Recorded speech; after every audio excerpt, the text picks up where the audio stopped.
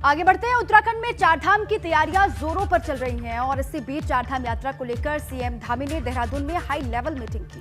बिल्कुल, इस मीटिंग में सीएम पुष्कर सिंह धामी के अलावा पर्यटन मंत्री सतपाल महाराज, केदारनाथ विधायक शैला रानी, गंगोत्री विधायक सुरेश चौहान और यमुनोत्री से विधायक संजय डोभाल भी मौजूद रहे।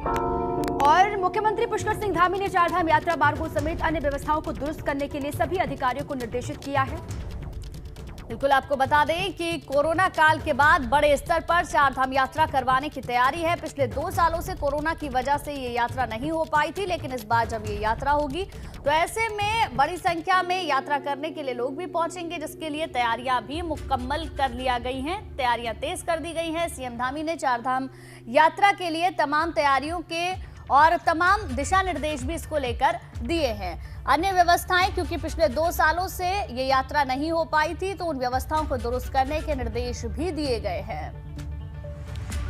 तो हाइलाइट्स क्या कुछ हैं, इस पर भी हम लगातार बात कर रहे हैं। चारधाम यात्रा को लेकर मीटिंग और सीएम पुष्कर सिंह धामी ने मीटिंग की, अधिकारियों के साथ में उन्होंने बैठक की, उनसे फीडबैक भी लिया। जो मार्ग हैं चारधाम यात्रा के, वहां पर किस तरीके से काम चल रहा है, कोई परेशानी ना हो चारधाम यात्रा आने वाले लोगों को, इसका विशेष तौर पर ख्याल रखने के लिए सीएम पुष्कर सिंह धामी ने कहा है।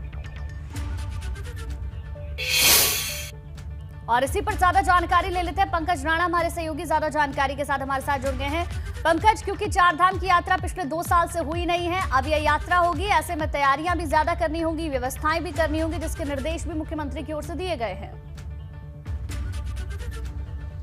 निश्चित तौर पर देखिए, पिछले 2 साल से कोरोना की वजह से चारधाम यात्रा नहीं हो रही थी, लेकिन इस बार कोरोना का बहुत ज़्यादा साया नहीं है पूरे देश भर में, इसलिए माना जा रहा है कि जो चारधाम यात्रा है इस बार जो वृहद रूप में हो सकती है और बड़ी संख्या में श्रद्धालु दर्शन के लिए आ सकते हैं। उसी दिशा में तैयारियां शुरू हो गई हैं। 1 महीने का वक्त बचा है सरकार के पास। नवगठित सरकार है और सरकार भी ये संदेश पूरे देश भर में देना चाहती है कि श्रद्धालुओं को किसी तरह की दिक्कत ना हो, ज़्यादा से ज़्यादा संख्या में श्रद्धालु उत्तराखंड चारधाम यात्रा पर आए। उसी के सिलसिले में कल मुख्यमंत्री ने एक बड़ी बैठक की थी और सभी अधिकारियों को निर्देश दिए हैं, खासकर स्वास्थ्य, शिक्षा और पेयजल और सड़क, इन तमाम चीजों को बेहतर करने के निर्देश दिए गए हैं। 3 मई से यात्रा का शुभारंभ उत्तराखंड में हो जाएगा। पहले दौर में यमुनोत्री और गंगोत्री के कपाट 3 मई को खुल जाएंगे। उसके बाद 6 मई को केदारनाथ के कपाट खुलेंगे और आखिरी में 8 मई को बद्रीनाथ धाम के कपाट खोले जाएंगे। तो उसी दिशा में ये तैयारियां की जा रही हैं। मुख्यमंत्री अपने स्तर से तैयारियों में लगा हुआ है, पर्यटन विभाग तैयारियों में लगा हुआ है। उसके अलावा अगर बात करें तो चारधाम मंदिर समिति जो है वो अपने स्तर से तैयारियां की जा रही हैं। जो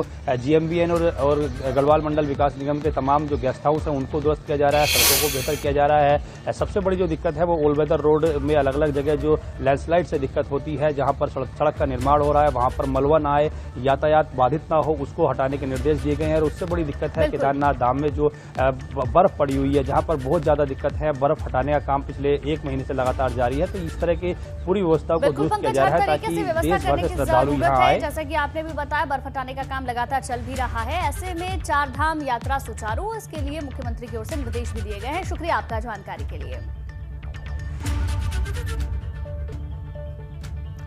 अब चलिए आगे बढ़ते हैं। आज सीएम धामी चंपावत और खटीमा के दौरे पर हैं। आज चंपावत पहुंचकर सीएम धामी प्रसिद्ध पूर्णागिरि मेले की विधिवत शुरुआत करने वाले। बिल्कुल, आपको बता दें कि पिछले 2 साल से कोविड काल के कारण उत्तराखंड का प्रसिद्ध पूर्णागिरि मेले का आयोजन नहीं हो सका था। इस मेले में दूर दराज से श्रद्धालु पहुंचते हैं। और साथ ही आज मुख्यमंत्री पुष्कर सिंह धामी अपने विधानसभा क्षेत्र खटीमा में कार्यकर्ताओं के साथ मुलाकात भी करने वाले हैं। खटीमा का उनका दौरा भी अहम हो जाता है और चंपावत में पूर्णागिरि मेले की शुरुआत विधिवत रूप से करेंगे मुख्यमंत्री पुष्कर सिंह धामी। वहां पर देखेंगे भी किस तरीके से व्यवस्थाएं चल रही हैं, अधिकारियों से भी उनकी बातचीत होगी। और पिछले 2 साल कोविड, आपको याद है, कोविड की वजह से सब कुछ ठप हो गया। उसके बाद पूर्णागिरि मेले में भी लोग नहीं जा पाए। अब ये तीसरे साल में लोगों को मौका मिल रहा है जब वहां पर वो जाएंगे और इसीलिए लोगों को कोई तकल्लुफ ना हो, कोई परेशानी ना हो, इसीलिए वहां पर पहले से भी लगातार मुख्यमंत्री पुष्कर सिंह धामी फीडबैक लेते रहे। और अब चूंकि वहां पर पहुंच रहे हैं, विधिवत रूप से इसकी शुरुआत कर रहे हैं, तो अपने आप में उनका ये दौरा अहम हो जाता है। और अपने विधानसभा क्षेत्र का दौरा भी वो करने वाले हैं, खटीमा पहुंचेंगे। अब देखिए, विभागों के बंटवारे के बाद धामी सरकार के मंत्री अब फुल एक्शन मोड में आ गए हैं और इसी क्रम में गुरुवार को सभी मंत्रियों ने अपने अपने विभागों की समीक्षा बैठक की और सरकार की नई कार्य योजनाओं को लेकर मंथन किया गया, तो साथ ही विभाग के रुके हुए कामों की समीक्षा भी की गई। बिल्कुल, अब एक्शन फॉर्म में आ गए हैं धामी के मंत्री। परिवहन और समाज कल्याण समेत कई विभाग संभाल रहे कैबिनेट मंत्री चंदन रामदास ने अफसरों को सख्त हिदायत देते हुए आने वाले 100 दिन में काम में तेजी लाने के लिए साफ कह दिया है। साथ ही आने वाले वक्त के लिए ब्लूप्रिंट तैयार करने के लिए अधिकारियों को कह दिया है। उन्होंने कहा कि बना लीजिए आगे किस तरीके से आपको काम करना है, 100 दिनों का पूरा ब्लूप्रिंट आप तैयार कर लीजिए, ये भी उन्होंने कहा। और सिर्फ चंदन रामदास ही नहीं बल्कि अलग अलग विभागों के जितने भी मंत्री कार्यभार संभाल चुके हैं वो बेहद एक्शन मोड में दिखाई दे रहे हैं। मैंने समीक्षा फौरी तौर पर की है और 100 दिन का जो रोड मैप है वो जो हम बना रहे हैं उसको क्रियान्वित करने का मैंने आज उनको मुख्य रूप से निर्देश दिए हैं। पहाड़ में स्वरोजगार के लिए हमारी प्रधानमंत्री स्वरोजगार योजना, मुख्यमंत्री स्वरोजगार योजना एक नई योजना का वहीं उत्तराखंड में सबसे बड़ी विपक्षी पार्टी कांग्रेस में अंदरूनी घमासान खत्म होने का नाम नहीं ले रहा। पूर्व विधानसभा अध्यक्ष गोविंद सिंह कुंजवाल के सनसनीखेज बयान से पार्टी के अंदर ही दो फाड़ खुलकर सामने आ चुकी है। बिल्कुल, और कांग्रेस की हार के बाद दो गुटों के बीच खींचतान इस कदर बढ़ गई है कि गोविंद सिंह कुंजवाल ने कांग्रेस के प्रदेश प्रभारी देवेंद्र यादव पर कई सवाल दाग दिए हैं। देवेंद्र यादव को हार का जिम्मेदार बताते हुए दूसरे गुट को मदद करने का आरोप भी लगाया है। गोविंद सिंह कुंजवाल ने साफ कहा कि हरीश रावत और उनके करीबियों को हराने के लिए पार्टी के दूसरे गुट ने ही साजिश रची थी। तो हार करारी हुई और गुटबाजी भी अब लगातार जारी है। कई बयान भी सामने आए हैं। हरीश रावत और उनके करीबियों के खिलाफ साजिश हुई है ये कहा जा रहा है। और कुंजवाल ने यह भी कहा कि साजिश के तहत जितने भी सीनियर नेता थे कांग्रेस के उनको हार का सामना करना पड़ा है, उनको जानबूझ के हराया गया क्योंकि ये पूरी जो कॉन्स्पिरेसी थी वो घर के लोगों ने ही की है, ये गोविंद सिंह कुंजवाल ने कहा है।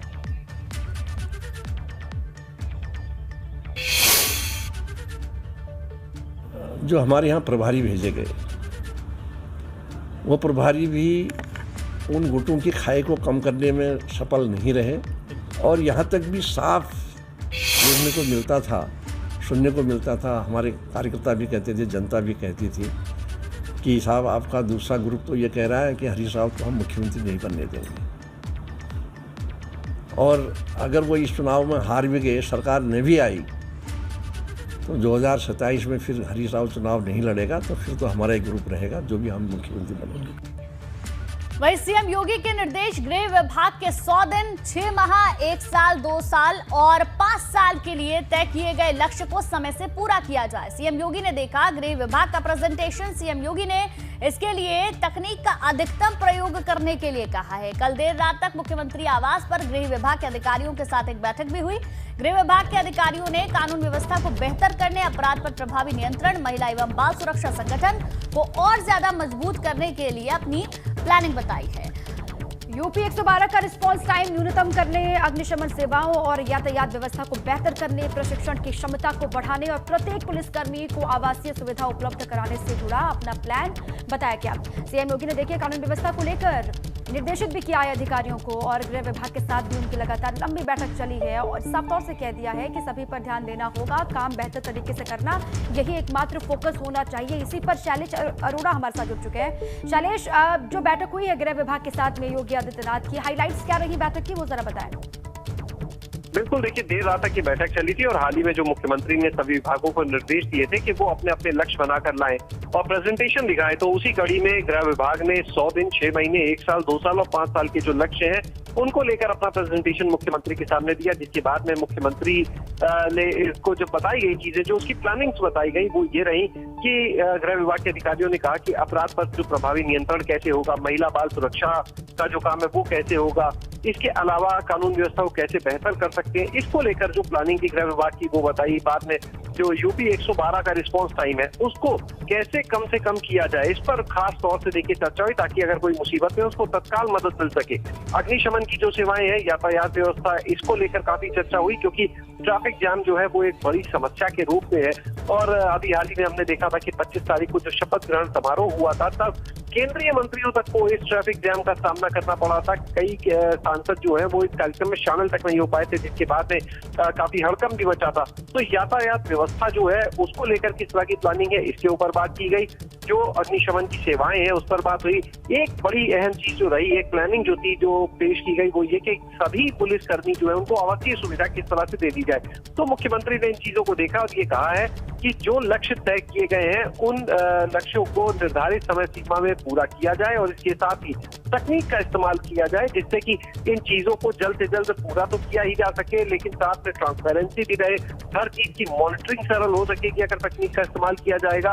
तो कल देर रात तक देखिए बैठक चली। अपर मुख्य सचिव गृह अवनीश अवस्थी वहां पर मौजूद रहे, ADG मौजूद रहे, DGP मौजूद रहे, ADG रैंक के तमाम अफसर थे जो मुख्यमंत्री के साथ इस बैठक में मौजूद। चलिए, अब एक बड़ी खबर मिल रही है, उसका रुख करेंगे। जल शक्ति मंत्री स्वतंत्र देव सिंह के अधिकारियों को कड़े निर्देश, एक एक योजना की नियमित निगरानी अधिकारी करें, ये निर्देश दिए गए हैं। नमामि गंगे, भूगर्भ जल और लघु सिंचाई योजनाओं की समीक्षा बैठक की है। स्वतंत्र देव सिंह के निर्देश 100 दिन के कार्य का लक्ष्य तय कर पूरा किया जाए, ये निर्देश जल शक्ति मंत्री स्वतंत्र देव सिंह ने अधिकारियों को दिए हैं। जो तमाम योजनाएं हैं उन योजनाओं पर निगरानी रखने के लिए कहा गया है। एक एक योजना की रोजाना निगरानी अफसर रखें, जिसमें कि नमामि गंगे योजना का जिक्र किया गया। लघु सिंचाई योजना की समीक्षा भी इस दौरान की गई है।